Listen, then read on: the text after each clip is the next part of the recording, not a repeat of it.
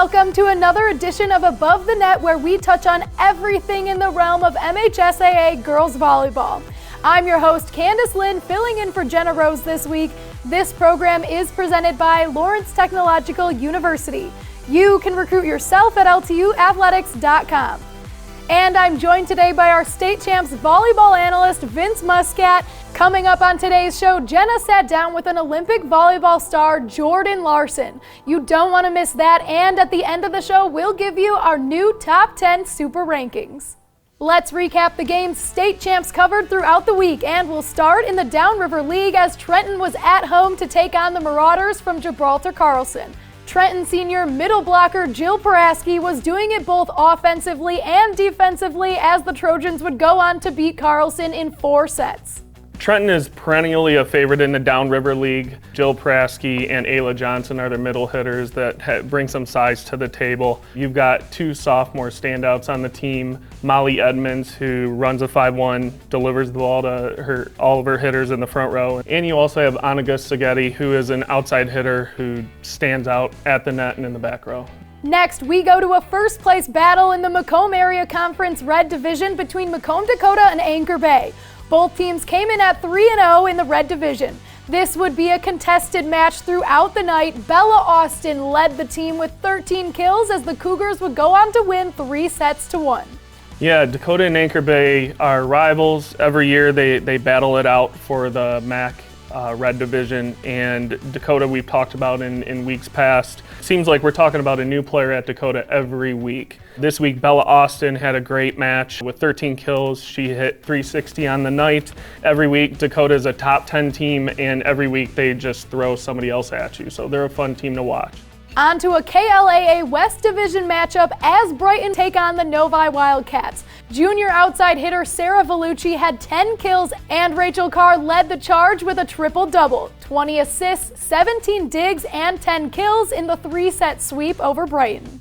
Sarah Vellucci, junior outside hitter, she plays libero for her club team, does a really nice job of controlling the ball both offensively and defensively. Rachel Carr, senior lefty setter. She's not flashy, but she is consistent, gets the job done, one of the better setters in our area and in the state. And with both those guys, they are a threat, I think, at the end of the year. And finally, to the west side of the state for the battle between Grand Rapids Forest Hills Central and the 3-time defending Division II state champs, the Eagles from Grand Rapids Christian.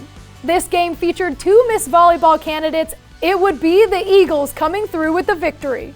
Yeah, we're going to talk about the 2 Miss Volleyball candidates a little bit later in the show, but these teams have aspirations to make a deep run in the postseason. GRC has postseason experience being a 3-time Division II state champion, and that makes them one of the favorites in Division II. Forest Hills Central has great mix of experience and underclassmen who can just flat out play. So this matchup was a great match, a battle between 2 of the top teams in the state of Michigan. Hey everyone, we are now joined by Olympic gold medalist Jordan Larson, an outside hitter for the women's national team. Jordan, thank you so much for joining us here on Above the Net. Yeah, thank you so much for having me. Yeah, no, we're so excited to have you, and what's really cool about Above the Net is that we want to give a name and an identity to the girls volleyball scene here in the state of Michigan in the MHSAA. And for most girls playing, their dream is to be in your shoes, to be where you are. So to get to know you better, we have to dial it back a little bit to your origin. How did you originally start playing volleyball?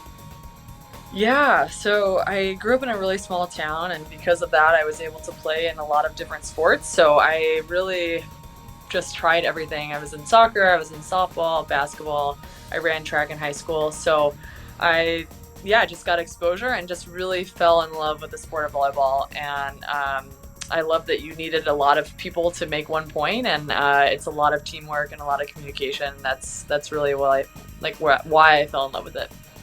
Well, being a dual sport athlete, we can definitely see how dynamic you are out on the court. And I mean, we have to talk about the Olympics, right? You have a gold, silver, and a bronze medal, but it was so fitting that you had the kill that gave USA the gold medal during the Tokyo Olympics. What was going through your mind in that moment?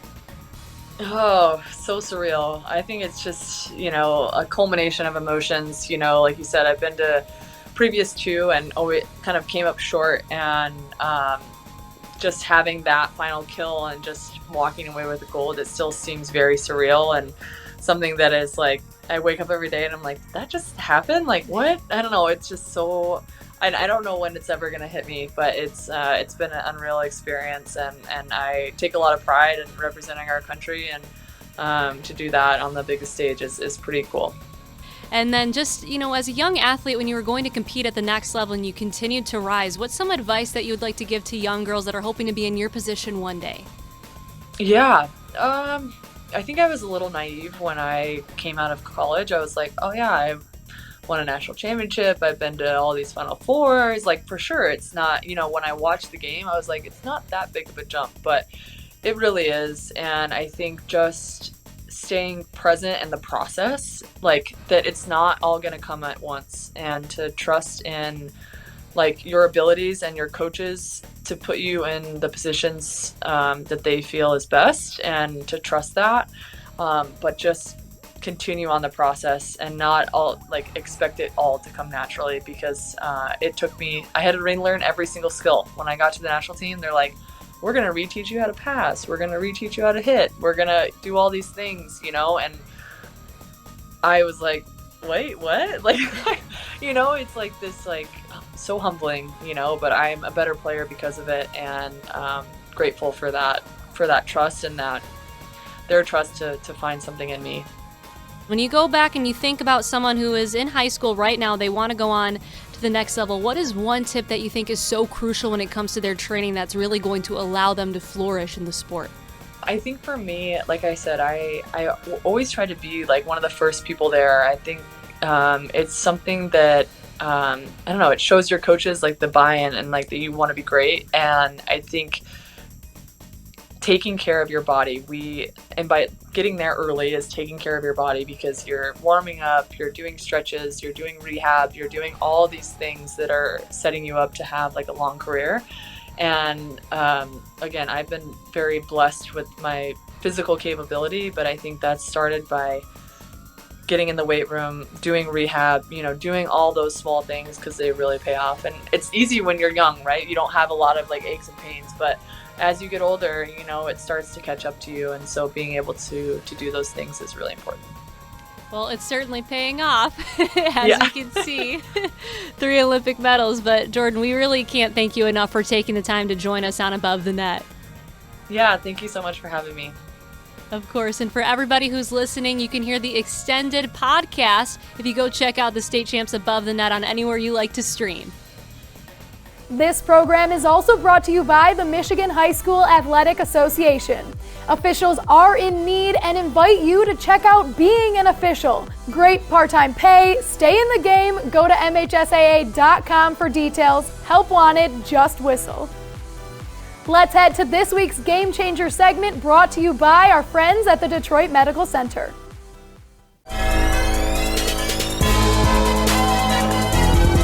Hi, I'm Laura Ramos from DMC Physical Therapy and Sports Medicine, and I'm here with Braden from Brother Rice High School. And today on Game Changers, we're going to talk about a core program that will increase your sprint speed. Perform these 4 core exercises either by themselves or add them into your workout 2 to 3 times per week. Doing these core exercises will help you build a core that's built for speed. The first exercise is the sprinter's plank. Start out by getting in a good plank position on an elevated box like this. Hold this position, bring your knee up towards your chest, toe towards your shin. Then extend it out, straighten it out straight, curl your leg, bring it back down to the ground, reset and do the same thing on the opposite leg. Maintain a good head position and stiff core. Curl and straighten. Keep repeating, alternating the right and left leg until you fatigue and can't hold that position any longer. This is usually about 8 to 10 reps.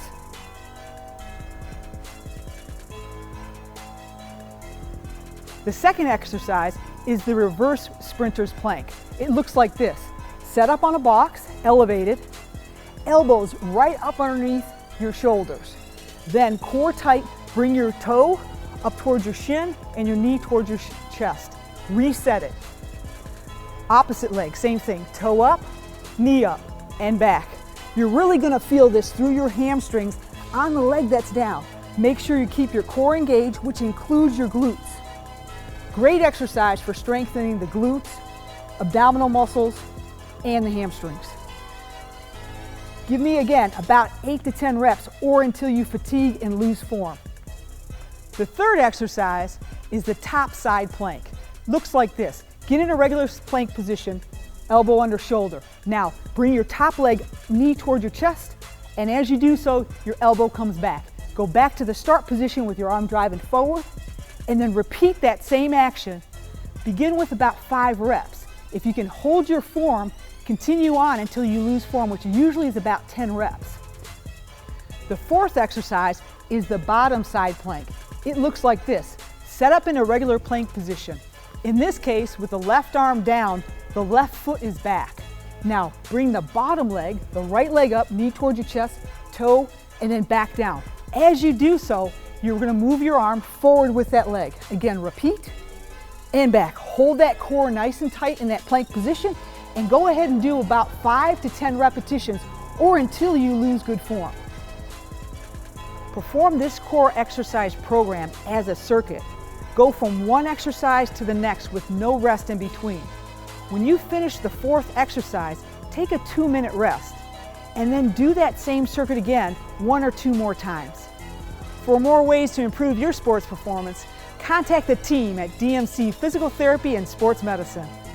Do you have a sports injury, or are you just looking to take your game to the next level? Then go where the pros go. DMC Physical Therapy and Sports Medicine. For immediate care, call 313-910-9328 or visit dmc.org/gamechangers.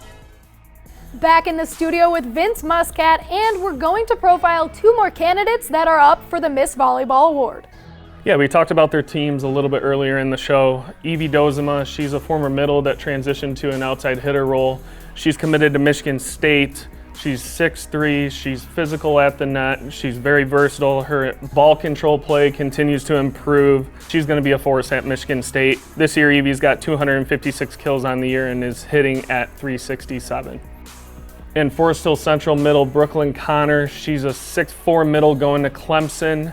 She's dominant defensively. She changes the game for teams offensively to hit around her. She has a total of 86 blocks on the year to go along with 174 kills.